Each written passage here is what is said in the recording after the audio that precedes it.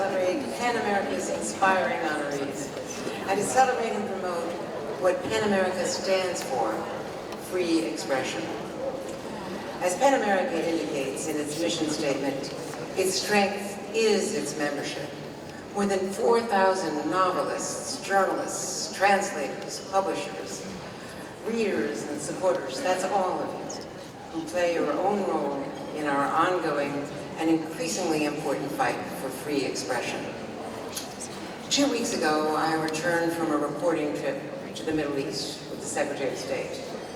Just as college campuses were erupting here over the very conflict that Secretary Blinken was trying to mediate over there, trying urgently to forestall an all-out incursion into Rafah until more than 1 million people sheltering there could be properly relocated and get access to food and fuel, water and medical treatment, which has still not taken place.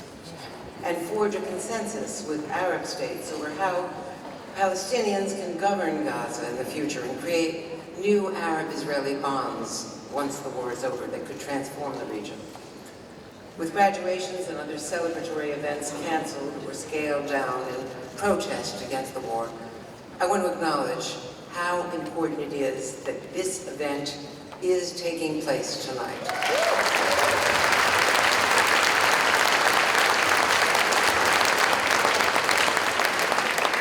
Applaud yourselves, really, for being here, for supporting Pan America. It is no small feat that we are here today, in person, to make our voices heard and to make sure that every storyteller's voice will continue to be heard everywhere.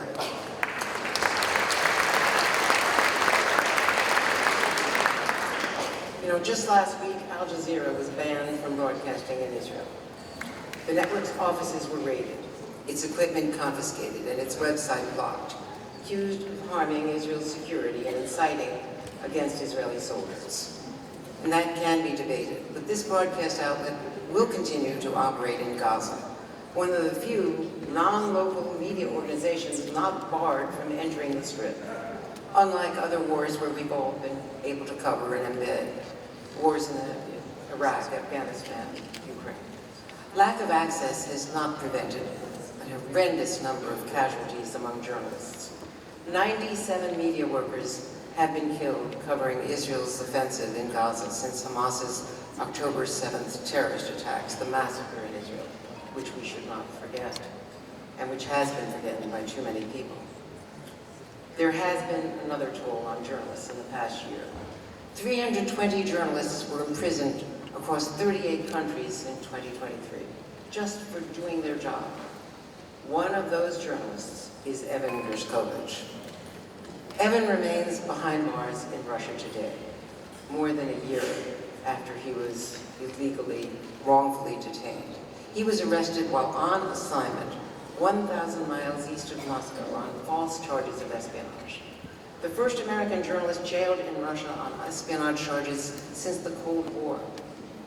Evan's detention has not been forgotten, largely because of the extraordinary commitment, the dedication of his remarkable publisher, whom I am honored to speak about tonight, Almar Latour.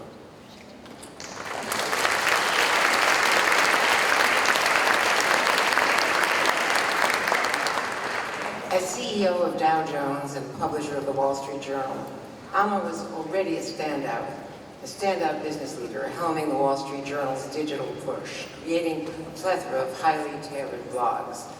He's expanded the brand's reach and readership, while also maintaining its journalistic integrity. But what has truly distinguished his leadership for the past year is keeping Evan's name in the headlines. He's poured himself into the fight for Evan's freedom, both behind the scenes and on the front page. In fact, on the anniversary of Evan's detention in Russia, the journal's entire front page was dedicated to him. Most of it left blank, where his writing should have been. Evan is a superb reporter and writer. I would encourage all of you, read his beautifully detailed accounts from the battlefields of Ukraine to the families on the home front, in both Ukraine and in Russia. You can find his stories on the top left of the Wall Street Journal's homepage. They're there every day. On that sad anniversary, the first year of Evan's detention, his colleagues, his friends, leading journalists from all over joined the Journal for a 24-hour readathon of Evan's extraordinary work. His work is evocative, it's brave, original accounts of Russia's brutal war, the brutal war in Ukraine, told through scores of interviews on both sides of the front lines. I've had the pleasure of interviewing Evan's mother, Ella, and his father, Mikhail, Russian emigres to the US. They told me about Evan's curious nature since his childhood, how he makes friends everywhere, his fascination with Russian culture, and Evan's sister, Danielle, who so looks up to her younger brother, and advocates for his release every day. They all do. The Wall Street Journal has led the crusade to free Evan Gershkovich with full-page ads, with stories, with interviews, buttons, speeches. Having started as a journalist himself, Almar is a reporter's publisher, completely engaged in the mission of bringing Evan home. He and the Journal have rallied us all around the clarion message: journalism is not a crime.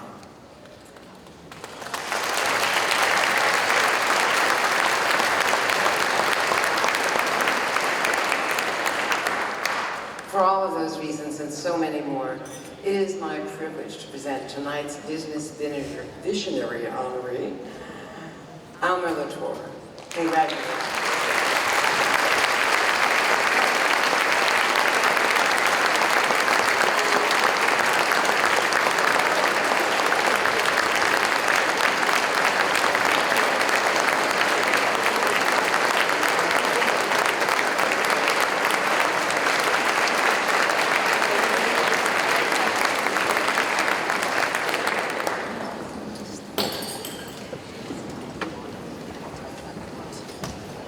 Thank you, Andrea, and congratulations to all of tonight's honorees.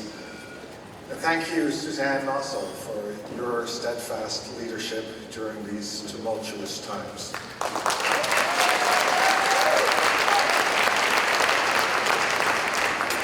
Thank you, PEN America, for your support for the Wall Street Journal and Dow Jones during what is truly a difficult chapter. For Evan, of course, for his family, for the Journal newsroom, and for press freedom around the world. Now, 14 months ago or so, we received a phone call that marked the beginning of truly a nightmare scenario, a phone call you don't want to get. Our reporter, Evan Gershkovich, you've heard his name many times now tonight, encouraged, was wrongfully arrested in Russia merely for doing his job.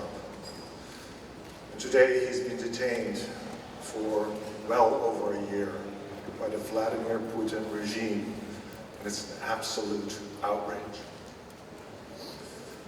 During that time, we have unleashed an unprecedented campaign to seek Evan's release. It includes heartfelt grassroots support, first of all, from Evan's colleagues at the Wall Street Journal newsroom and Dow Jones, as well as strong support from News Corp and virtually every media outlet in the US and the free world. And this is how you know about Evan. You've read about him, you've seen his face on TV, you see I Stand With Evan hashtags on social media. Maybe you've seen free Evan buttons like this one here. If you haven't, you should get one. This campaign is not merely a news story. It's meant to keep Evan's plight top of mind for the US government and other authorities while they are juggling an ever-growing pile of geopolitical and national priorities. You see, when a cataclysm like this happens, you may think that Jack Ryan will appear and solve it with a few clever moves and a show of force. It turns out that Jack Ryan is a public servant in the State Department working in a small office where searing photographs of wrongfully detained Americans line the hallway. And he is not alone. Thankfully, there are scores of Office Jack Ryans. There's a massive push afoot by lawyers, hostage workers, powerful intermediaries, and allies. This work is sometimes seen, but most often unseen. It's a mixture of private diplomacy, official diplomacy, and ultimately the possibility for Evan's release will be created in this netherworld. I want to thank and salute these people for their quiet efforts. Some of them, yes.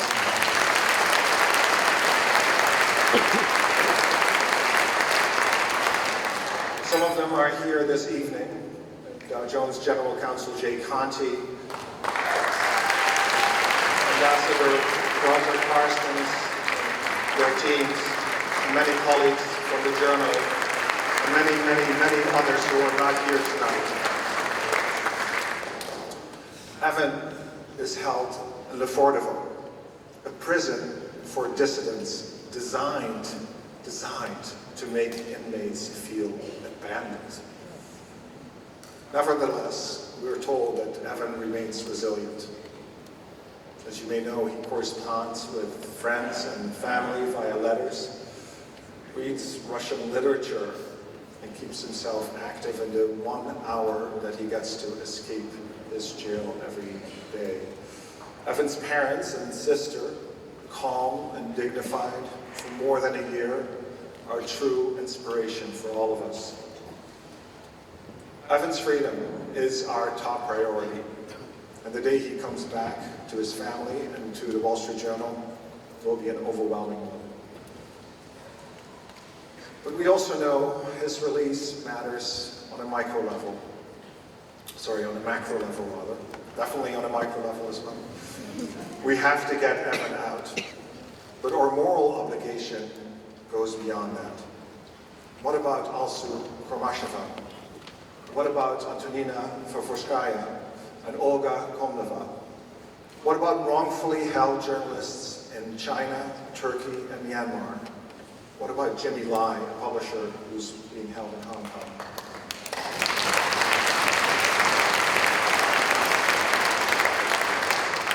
The grim reality is that there are Evans everywhere. Journalists around the world face increasing resistance and hostility for just trying to do their jobs.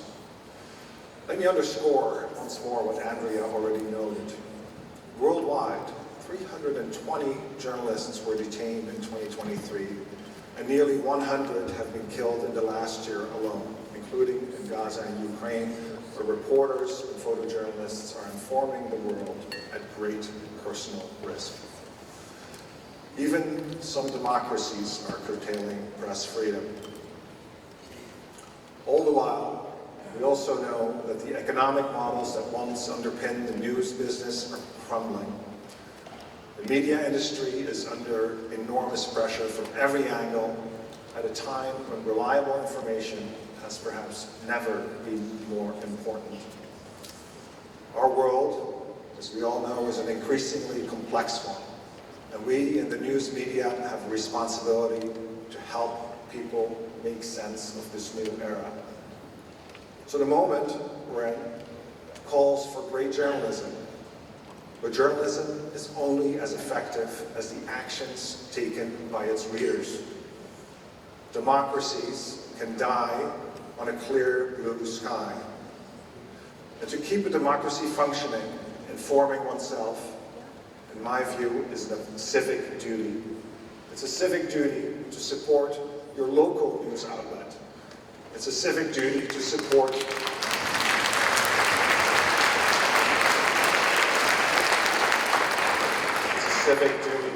free press. Free press and free society must be groomed and maintained. Similarly, good reporting takes time and effort. It requires perseverance and significant resources. It takes journalists like Evan who are willing to go out, gather the facts, and report them as such. My colleagues at Dow Jones and the Wall Street Journal and I deeply appreciate your support here tonight. We will not rest until Evan is home.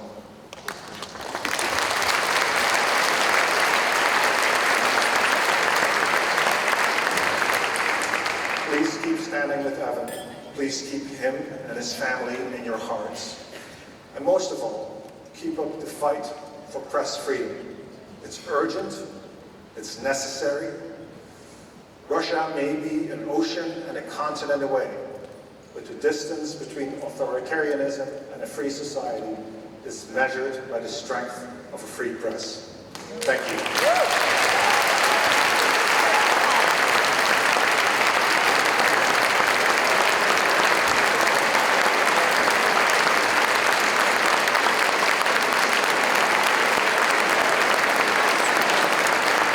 Please welcome to the stage